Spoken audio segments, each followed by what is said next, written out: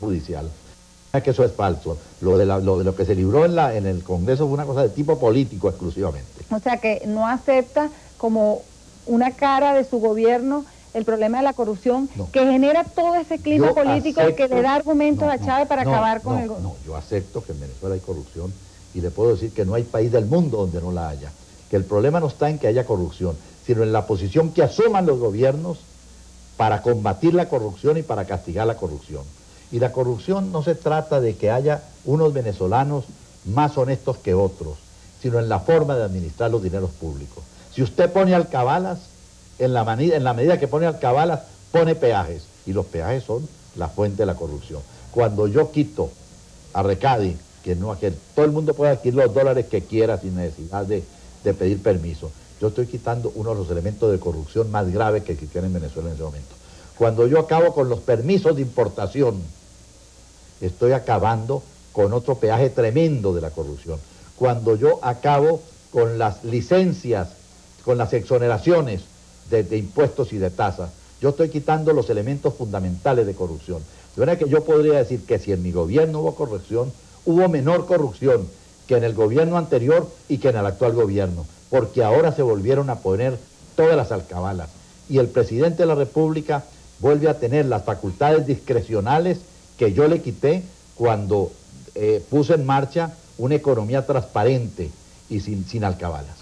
Ganó el exfiscal general de la República, Ramón Escobar Salón, el expresidente de la Corte Suprema de Justicia, Rodríguez Corro, logrando esta sentencia condenatoria por parte de la Corte Suprema de Justicia. Por Dios, no tienen ningún triunfo. En primer lugar, lo importante hubiera sido que me hubieran podido condenar por peculado, porque eso sí involucraba el manejo honesto de los fondos públicos, y eso fue descartado de manera absoluta.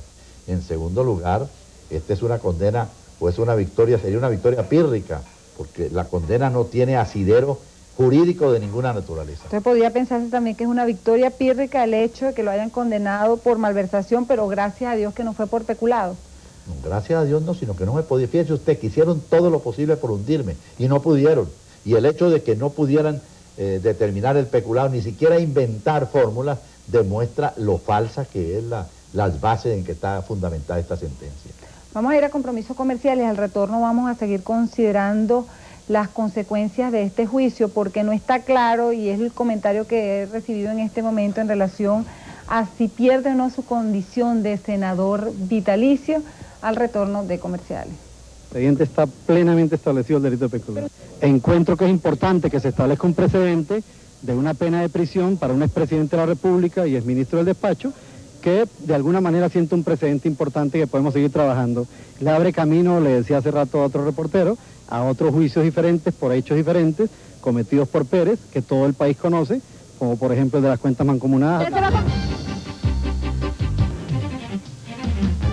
Nosotros esperábamos una sentencia absolutoria porque el presidente Pérez no es responsable de ningún delito. No está demostrado el delito de malversación genérica agravada. Debieron haber sido muchos más votos salvados. Lo mejor de la decisión fueron los votos salvados existentes. Sobre si yo pierdo mi condición de senador vitalicio.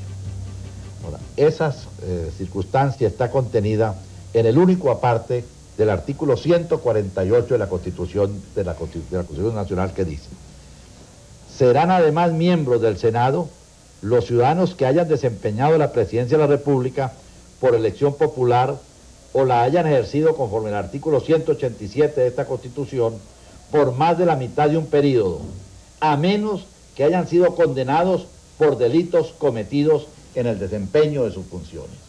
Y resulta que yo soy senador vitalicio no por mi segundo periodo presidencial, sino que soy senador vitalicio juramentado y en funciones por mi primer periodo presidencial. Entonces no cae dentro de los extremos planteados en el artículo 148 de la Constitución. Pero podría decirse que cometió delitos y que eso lo inhabilita, porque ha sido condenado por el máximo tribunal del país. Pero aquí vamos a otra cosa. El delito de malversación de fondos ha sido quitado en todos los países del mundo, solamente queda en Venezuela. Y en Venezuela había sido quitado de la Constitución por una reforma de la ley de salvaguarda que se aprobó a comienzos de 1993, con el voto unánime de todos los parlamentarios que quitaron la malversación genérica como un delito y quedaba como una falta administrativa. Esa ley aprobada fue a manos del presidente Velázquez. Entonces, el senador Rodríguez Corros, que era el sustanciador de este juicio contra mí, dirigió públicamente una apelación al presidente de la República pidiéndole que rechazara la ley, porque si esa ley quedaba vigente, a lo mejor no me podrían condenar a mí. Fíjese usted cómo ya estaba fraguada toda esta situación. Entonces, el presidente Velázquez rechazó la ley del Congreso.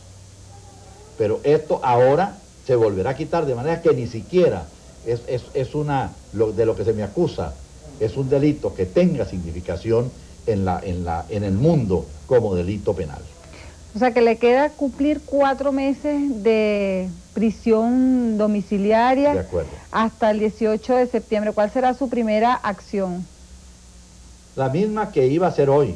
Primero iría a tomar posesión de mi oficina en la Torre de las Delicias, que tiene el símbolo de que ha sido el centro de mis actividades políticas.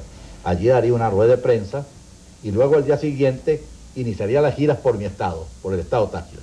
Y usted decía que iba a ser hoy, pero ya usted sabía cuál iba a ser la decisión de la Corte. Bueno, sí, pero yo tenía que poner dentro de la posición institucional en que yo me he colocado, yo no podía hablar de eso sino hasta que no se produjera la sentencia. Ayer en unas actividades venía como escuchando a una gente que venía comentando lo que ya se decía sobre el juicio y decía, bueno, ahora en septiembre queda listo y fuera, y todo se terminó y todo ya pasó como que si en el país no hubiese sucedido nada. No, esto no ha pasado. Ahora es que va a comenzar el examen de este juicio, porque vamos a lograr que en las escuelas de Derecho de Venezuela y en otras instituciones jurídicas de América Latina y en el mundo, se examine este expediente para que quede claro en el mundo que este es un juicio absurdo que se hizo sin justificación jurídica de ninguna naturaleza. Van a quedar muy mal, sumamente mal, los magistrados de la Corte Suprema de Justicia de Venezuela. Usted sabe que en los términos de los abogados dicen que hay una verdad verdadera y una verdad procesal, y que a veces la verdad verdadera no consta en los expedientes, no se convierte en una verdad procesal, y por eso de pronto los culpables salen con el sello de inocencia. Eso puede ser cierto, pero resulta que la verdad que vale para un juicio es la verdad procesal. Entonces es como una especie de desencanto para los que han supuesto que usted es corrupto, que quede libre. Pero usted que es la minoría de los venezolanos. Siempre ve a gente, mire, los políticos tenemos el problema de y eso usted lo puede consultar con la opinión venezolana, de que los políticos somos gente que no obedecemos a buenas intenciones, de que los políticos todos nos enriquecemos con los dineros del gobierno. Por el propio ejemplo, son deducciones que uno tiene de vivir este país con este tipo de democracia que ustedes han fabricado. Pero lo importante es la vida de la gente. Yo he dicho que hay dos cosas que no se pueden esconder, la tos y el dinero. Si yo he robado, a mí me tendrán que encontrar, hoy o mañana, cuando yo me muera, tendrán que encontrar el dinero. Resulta que yo no he hecho fortuna nunca porque no me he dedicado a hacer fortuna. Ni tengo a quién heredar, ni tendré a quién heredar. Y yo no juego lotería, yo no juego caballos. De manera que yo lo que tengo es lo que me ha ganado. Y yo no he tenido sino puestos públicos. Y todo lo que tengo es producto de esa vida que yo he llevado. Y por eso yo vivo modestamente, como lo está viendo aquí en mi casa. ¿Verdad? ¿Cómo vive un expresidente? ¿Cuánto es el sueldo de un expresidente? El salario, la remuneración, no sé cómo se llamaría. Yo gano mi pensión como expresidente de la República. ¿Cuánto es una pensión de un expresidente? Las 2/3 partes del sueldo del presidente de la República y de lo que me da el Congreso, que es igual a la dieta de un congresante. ¿Y 2/3 partes de un sueldo? ¿Cuándo gana un presidente de la República? Muy poco. Yo gano en total 350.000 y 100.000, 500.000 bolívares. ¿Y cómo hace, por ejemplo, para pagar la defensa de un juicio que luce sumamente costoso? Bueno, mire, no es costoso porque afortunadamente yo he conseguido un grupo de abogados de primera calidad y que no han tenido interés en el costo del juicio, sino que han tenido interés en lo que significa defenderme a mí, seguros de mi inocencia. Y además, hay gente que ha cooperado conmigo en este juicio. No los nombro ahorita porque me parece, no tengo la autorización de ellos, pero en un momento dado yo le podía dar a usted nombres de personas que han dado dinero para este juicio. Este juicio es realmente trascendental para los que están a favor de que se le haya condenado y los que están en contra de que se le haya acusado y sancionado y condenado por malversación, como usted me decía, genérica y agravada, para ser exacto en el término que empleó. Y yo quiero detenerme allí porque definitivamente la angustia es cómo entonces rescatar esta democracia cuando ya no se creen en las instituciones, no se cree en el Congreso de la República, no se cree en los partidos políticos, no se cree en la Corte Suprema de Justicia. Y eso es lo que tenemos que lograr. Ahora, este juicio va a servir, entre otras cosas, para reflexionar profundamente sobre la situación de la justicia en Venezuela. Y con estas acciones que vamos a tomar de ahora en adelante... Creo que se divide el país como en dos partes, pero la misma sensación le queda a uno de angustia, del deterioro, por no creer en un fallo. Bueno, por eso. Pero entonces, esta campaña que vamos a hacer para que este fallo se estudie en todos los sectores que tienen que ver con el derecho en Venezuela, vamos a contribuir a uno de los objetivos de mi presencia en Venezuela, de no haberme ido frente a este juicio. El del rescate, del Estado de Derecho. Resolvemos, presidente, el problema legal de que hayan fallas desde el punto de vista de una sentencia que va a ir, ya está en la Comisión Interamericana de los Derechos Humanos para ser estudiado, a ver si puede ir a la Corte Internacional de los Derechos Humanos. Pero ¿y el país? El país que tiene ese desencanto, que ha perdido la credibilidad. Exacto. Si en el país se puede demostrar cómo ha actuado la Corte de injustamente en este caso, si hay una reacción frente a la forma como actuó el Poder Judicial, este puede ser el comienzo de la recuperación del Estado de Derecho, de la recuperación de la justicia en Venezuela. Y ese es uno de los propósitos que tengo yo en este momento. Claro, pero y todo eso que ha generado una acción de gobierno cuando uno habla de despilfarro, cuando uno habla de cómo se malbarataron recursos en la época que el país estaba más rico, tenía mayores ingresos, y que usted precisamente era el protagonista de esos años. Amigo, ¿y qué se hizo en esos años? Se hizo el GURI, se hizo el plan del hierro, se hizo el plan del aluminio, se comenzaron a hacer y se realizaron gran parte de los acueductos regionales, se dieron las becas al Gran Mariscal de Ayacucho. Yo creo que no hay gobiernos que le hayan producido más beneficios a Venezuela que los gobiernos que yo he dirigido. Usted es Acción Democrática, o sea, va a decir ahora, el partido soy yo. Yo no soy el partido, ni el partido soy yo. Pero el partido tiene que ser la expresión de la militancia del partido, y no la acción de un Sanedrín que se apodera de la dirección del partido para beneficios clientelares a favor de ellos.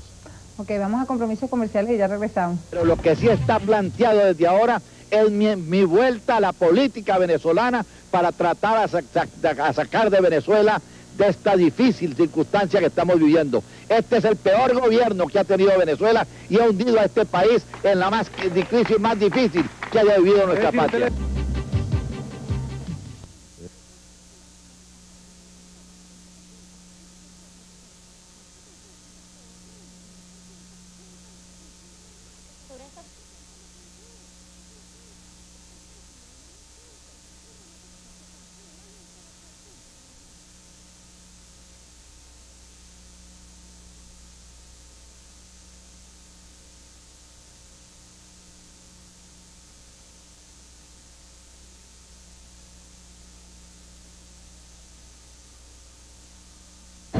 La decisión de la Corte Suprema de Justicia, mediante la cual se condena al expresidente Carlos Andrés Pérez a 2 años y 4 meses de arresto, es sumamente débil y blanda según el criterio del fiscal general de la República. El representante del Ministerio Público declaró que de acuerdo al delito cometido contra el patrimonio y la moral pública, la pena debió haber sido de 4 años de cárcel. Iván Darío Badel también informó que como consecuencia de la decisión, el expresidente Carlos Andrés Pérez pierde automáticamente su condición de senador vitalicio, de acuerdo al artículo 148 de la Constitución Nacional. Esta información será ampliada en la emisión estelar del Observador de esta noche. Esta Corte Suprema de Justicia en pleno, administrando justicia en nombre de la República y por autoridad de la ley, pasa a dictar los siguientes pronunciamientos. Primero, condena al procesado Carlos Andrés Pérez Rodríguez a cumplir la pena de 2 años y 4 meses de arresto como autor responsable del delito de malversación genérica agravada, mediante la experticia complementaria que se ordena practicar a tales fines, de conformidad con lo pautado en el artículo 100 de la Ley Orgánica de Salvaguarda del Patrimonio Público. Yo he señalado que considero que esta es la triste conclusión de naturaleza política de un proceso que ha estado signado por el odio y por la venganza política. Yo creo que queda muy mal parado el Estado de Derecho y se ha sentado un pésimo precedente para quienes creemos en la justicia. Yo he luchado conjuntamente con todos los demás abogados que hemos conformado este equipo por lo que creemos que ha sido la justa decisión. Esta decisión realmente no es justa. No nos queda otro camino que respetarla, que acatarla, pero protestarla, y la criticaremos oportunamente en su momento, porque queda un documento que realmente no constituye un precedente conveniente para la historia jurídica venezolana. Continuamos conversando con el expresidente de la República, Carlos Andrés Pérez, horas después de que se conoció la sentencia de la Corte Suprema de Justicia que lo condena a 2 años y 4 meses de arresto por el delito de malversación genérica agravada y que lo mantendrá inhabilitado y recluido aquí en La Ahumada hasta el 18 de septiembre. Recluido, no inhabilitado. Bueno, dice la sentencia clara. Bueno, inhabilitado políticamente porque ahorita, bueno, está haciendo política por la computadora, claro, por los medios de comunicación social. Exacto, de acuerdo.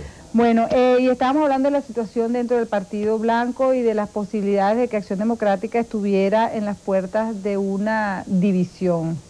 Y también le comentaba en el interín de los comerciales la preocupación de lo que significaba esta sentencia, en que el país estaba dividido en dos polos muy radicales, en 2 segmentos muy radicales, pero pesa mucho lo que significa de negativo lo que fue la gestión de Pérez y esta condena que todavía estamos arrastrando los venezolanos. Yo creo que la gestión mía no pesa como negativa, sobre todo ahora cuando el disparatero gobierno de Caldera trata de retomar los lineamientos de mis políticas. Va a ser muy importante que entiendo que un diario va a publicar el proyecto de carta de intención que va a firmar el gobierno de Venezuela con el banco, con el Fondo Monetario Internacional. Y eso será muy interesante, y yo le pedí a ese diario que pusiera al lado la carta de intención que yo firmé, para que se vea cuál fue mejor, cuál se negoció mejor y cuál le daba mejores posibilidades a Venezuela. Ahora, cuando usted habla de las cartas de intenciones y de los compromisos con el Fondo Monetario Internacional, una de las crisis que pesa y que siempre se esgrime en este gobierno para no haber tomado las decisiones a tiempo es la carga terrible que significó la crisis bancaria, que la cual parece que todavía no hemos salido todavía, y se le responsabiliza a usted porque durante su gobierno, que fue un gobierno de apertura, al único sector que mantuvo cuidadito fue al sector bancario, que luego se desplomó a la salida de su mandato. Absolutamente falso. Yo tenía en el Congreso la ley de bancos y otros institutos de crédito desde 1990 y reclamaba constantemente la aprobación de esa ley, porque sin esa ley no se le podía poner cascabel al gato. Esa ley no me fue aprobada. Se le aprobó a Ramón Velázquez cuando le dieron las atribuciones extraordinarias. Yo le cancelé a Ramón Velázquez que no aceptara la presidencia si no le daban atribuciones extraordinarias para aprobar la ley de bancos y otros institutos de crédito y la ley del IVA. Y eso lo hizo Ramón Velázquez. Y él llegó y aprobó la ley de bancos, que daba las posibilidades de establecer controles que no tenía la banca en Venezuela. Pero dicen también, cuando usted dice que no le pusieron el cascabel al gato, a lo mejor usted no le puso el cascabel a Pedro Tinoco, y por eso se mantenía todo lo que era la estructura del Banco Latino. Que Pedro Tinoco fue el ministro de Hacienda de Rafael Caldera en su primer gobierno. Que eso sí era darle a un hombre la conducción de la política económica del país. En cambio, yo no nombré ministro a Pedro Tinoco. Pedro Tinoco nunca fue miembro del gabinete económico. Pedro Tinoco fue presidente del Banco Central en un banco transparente, donde no había normas escondidas, porque todo estaba manejado de acuerdo con normas que se establecieron previamente. Había el crawling peg, se sabía cuánto iba a disminuir el dólar mensualmente, etcétera, etcétera, o cuánto iba a aumentar el precio del dólar.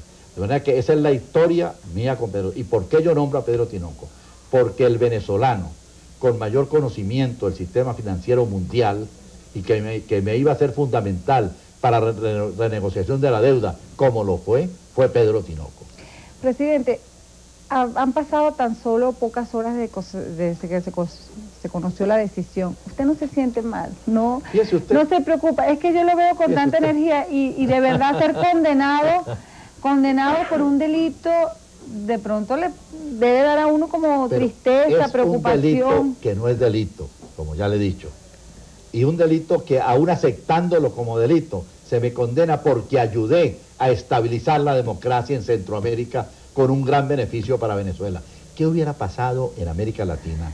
¿Qué hubiera pasado en Venezuela si se consolida un nuevo militarismo en América Latina? El militarismo guerrillero que se hubiera consolidado con el establecimiento de ese militarismo en Nicaragua y en El Salvador. Bueno, eso es muy subjetivo, presidente. No, a la hora de evaluar los gastos de una partida secreta depende mucho del criterio que tenga el que maneja la partida secreta, porque para usted es un problema es que hay de un Estado hecho, eso, pero para otro presidente... Hay un hecho que... Ahora usted lo viene a decir ahorita, y siempre estuvo reacio a admitir que ese dinero era para él. Es que yo no he dicho que ese dinero se gastó en Nicaragua. Pero lo está diciendo ahorita. No, he dicho, no lo estoy diciendo tampoco ahora, que yo contribuí, eso lo sabe el mundo entero, que yo fui un factor fundamental en la democratización de Centroamérica. Ahora óigame esto, se le pidió opinión en el juicio a Rafael Caldera, a Luis Herrera Campin, a Jaime Lucinchi, a Ramón Velázquez, a los expresidentes vivos, y todos declararon lo mismo. Es que esa es la realidad, porque hay un área vital de Venezuela, donde la seguridad y defensa del Estado tiene que funcionar fundamentalmente. Esa área vital de Venezuela está constituida por Colombia, por Brasil, por todo el Caribe. Porque el Caribe es el camino que tiene Venezuela para entrar y para salir. Y lo que sucede en esa región afecta inevitablemente a nuestro país. Usted siempre estaba confiado en que la historia lo juzgaría. Podríamos decir que la historia lo juzgó y va a entrar a la historia como el primer presidente electo en la era democrática que ha sido condenado por la Corte Suprema de Justicia, aunque usted diga que no es delito, pero es así. Voy a entrar a la historia como el primer presidente en la historia de Venezuela que se somete a un juzgamiento, que no se va, que no se huye ni que trata de impedirlo. Eso sí es un precedente extraordinario y que me honra también a mí. Pero es condenado. ¿Pero condenado por qué? O sea, que a usted le gusta ver una parte de la historia. Pero por malversación que usted dice que no es delito. Si me hubieran condenado por peculado, si hubieran demostrado que yo utilicé dineros del país en mi favor, bueno, eso sí me pondría en una situación difícil. Bueno, ¿qué más quiere decirle al país en esta oportunidad estelar que tenemos en este momento? Es que vive Venezuela uno de los momentos, o sin el momento más difícil de su historia democrática. Que tenemos, como usted lo decía, todas las instituciones del país en estado de falencia, en estado de crisis, y que tenemos el gobierno más disparatero que haya conocido la historia de Venezuela, y que están viviendo los venezolanos la etapa peor de su historia. Nunca la situación del costo de la vida, nunca el valor de los bienes de primera necesidad, nunca había habido en Venezuela el desempleo que hoy existe. De manera que hoy estamos viviendo una situación sumamente dramática. Ahora, esto debemos contentarlo solamente con señalarlo. No.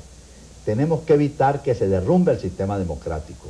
Tenemos que evitar que se derrumbe el gobierno actual. Pero fíjese, cuando usted dice que se derrumbe, para la gente que considera que es poco, por ejemplo, que sea tan solo 2 años la sentencia, también podría ser la falta de credibilidad a esta decisión una manera de derrumbar el sistema democrático. Usted está en esa historia. Porque si de antes y después. Si la mayoría de los venezolanos creyeran que yo he debido ser condenado, está bien. Pero usted sabe, porque en su televisora se han hecho encuestas, usted sabe porque usted está en la calle, Usted sabe, porque usted le está leyendo prensa, que la inmensa mayoría de los que opinan dicen que es absurdo que a mí se me condene. Presidente, si yo lo obligara a pensar, por ejemplo, a reflexionar un poco en cuando uno hace evaluación de su vida política, de su vida personal, en qué me he equivocado, en qué tengo culpas y en qué no tengo culpas, yo le pediría, por ejemplo, que me reconociera, si es posible que ubicarlo en eso, en qué se siente culpable de estos 36 años de democracia que nos permiten sentir a los venezolanos que no es lo que queremos. Desde luego, yo creo que sí es la democracia lo que queremos. Que esta democracia... No este tipo como la estamos viviendo. Perdón, no. Tenemos una serie de defectos que son corregibles. Hemos cometido muchos errores que son corregibles. Y dentro de esos errores están los que yo he cometido. Ajá. Pero yo tengo la gran virtud de que fui quien llegué en el segundo periodo a corregir esos errores a los que yo había comprometido o ya contribuido antes. Es decir, que usted no siente ninguna culpa, no siente ninguna culpa de los áreas, claro, y si yo le digo, por lo menos dígame de una culpa, claro que podría siento, identificar. Claro que siento. Por ejemplo, yo he debido, en el primer periodo del gobierno, he debido devaluar la moneda, devaluar el bolívar, para darle posibilidades a que Venezuela se incorporara al mercado mundial y hubiera dejado de depender menos del petróleo. Yo he debido en el primer gobierno haber iniciado el proceso de descentralización y de regionalización. Pero resulta que en ese momento en la América Latina, todos los países de la región estamos viviendo más o menos la misma circunstancia. En cambio, cuando llego al segundo gobierno, ya la situación es diferente y esto me permite hacer lo que comenzó a hacer y lo que ahora trata de hacer después de 2 años de disparates el gobierno de Caldera. ¿Ya se siente libre con esta decisión de la Corte? Es que yo nunca me he sentido preso. Yo le he dicho, usted llega aquí y me encuentra vestido de traje formal, como que si me fuera para la calle, recibo aquí gente, hablo con gente, leo cartas, hablo por teléfono, me comunico con el internet, con gente de distintas partes. Yo nunca me he hecho del complejo de estar preso. Usted me salió muy bien de la pregunta cuando dice que me siento responsable de no haber devaluado, pero cuando ha pasado la historia y le pregunto de qué se siente culpable, no acepta ese término dentro de su evaluación. Claro que sí, yo tengo que ser culpable de muchas cosas. Cuando hablo de culpable, por ejemplo, del deterioro del sistema, de la corrupción, de la falta de credibilidad de las instituciones, del significado que han perdido los partidos políticos dentro del sistema. De acuerdo, todos en parte somos responsables de lo que ha pasado en Venezuela, quienes hemos tenido parte en la conducción del país, y yo no me puedo sustraer a eso, no hay duda. Pero también yo soy quien me decido de manera abierta y directa a emprender las rectificaciones que habría que hacer y la que le están abriendo camino a la Venezuela que va a ser distinta. Una pregunta que siempre se repite, pero es que uno tiene que repetirla obligatoriamente, porque como no lo han inhabilitado políticamente, ya hablan de que usted podría volver a ser candidato presidencial en el 2000, ¿cuánto? Que no saqué la cuenta, pero después del 2000. Uno de los errores que hemos cometido los partidos es que los establecimientos partidistas cerraron las talanqueras del partido y se quedaron allí adentro solamente las viejas generaciones. Es absurdo que Acción Democrática, un partido de tantísimos militantes, no tenga un gran elenco de dirigentes. Deben estar entre los profesores universitarios, entre los graduados en las universidades, en las escuelas técnicas, en fin, entre tanta gente que tiene Acción Democrática. Claro. Pero nosotros cerramos las puertas, yo también parto en eso, y entonces no se han renovado las dirigencias del partido. Yo, por ejemplo, ahora, mi deber no es ir a volver a ocupar posiciones y a querer ser el representante que asuma posiciones fundamentales del partido, sino abrir esas puertas para que entre nueva gente al partido y para que el partido se renueve. Cuando usted habla del partido, siempre habla como que si estuviera dentro del partido, y yo siempre tengo que recordarle que está excluido del partido. Pero mire, si usted estuviera aquí, viene aquí, usted oiría llamadas todos los días de gente de partido, todas partes de Venezuela. Que todavía no son ex. De los comités, no, que son dirigentes del partido, que hablan conmigo y me preguntan y me piden que cuándo salgo, por Dios. Y como ya piensa que es el momento de la apertura, todo ese capital político se lo va a traspasar a Claudio Fermín, que ahora podríamos utilizar un lenguaje de los copellanos, el delfín, de Cap. Desde luego, perdón, yo no tengo delfines, desde luego que en este momento la persona que podría interpretar mejor los sentimientos del pueblo adeco es Claudio Fermín, pero falta un trecho por recorrer, falta que pase mucha agua debajo de los puentes, pueden ser otros dirigentes del partido. Podría ser Antonio Ledesma, por ejemplo. Pero tenemos que... Ahora, lo absurdo y lo que demuestra lo que es Acción Democrática, que se esté ya anunciando que se va a expulsar a Claudio Fermín, por Dios. Bueno, y se está hablando de que usted estaría formando una suerte de partido que se llamaría algo así como Fuerza Popular. Yo no pienso en la formación de un partido, yo pienso en el rescate de Acción Democrática.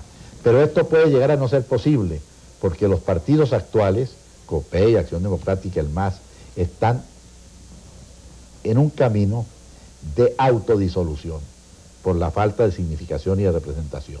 De manera que si a la larga no se pudiera la reconstrucción de estos partidos, vendrán grupos independientes a llenar el vacío, pero tendrán que crearse nuevos partidos. Estoy sintiendo en este momento que usted y Caldera como que se parecen mucho, intentando, fuera de la organización que crearon, aglutinar para tener un candidato. Usted ve la estupidez y el error que cometió Rafael Caldera con este chiripero, y ven que ha quedado. Y además, agregado al chiripero, la cuestión dinástica, de que sea con su familia. Esto es inconcebible en Venezuela. O sea, que lo de la dinastía no lo va a repetir, y lo del grupo político paralelo, si no puede rescatar Acción Democrática, no podemos interpretar sus palabras pero así. No sería un partido que yo creara, sino un partido que se generaría, se crearía con la militancia de Acción Democrática. Pero no sería yo. La convergencia eran muchos grupos que se unieron en torno a la figura de un hombre, el caudillo, el líder. El chiripero es eso, un chiripero. Eso es lo peor que le puede pasar a Venezuela. Bueno, gracias al expresidente de la República, Carlos Andrés Pérez, por habernos acompañado, a ustedes por estar conmigo, y hasta pronto.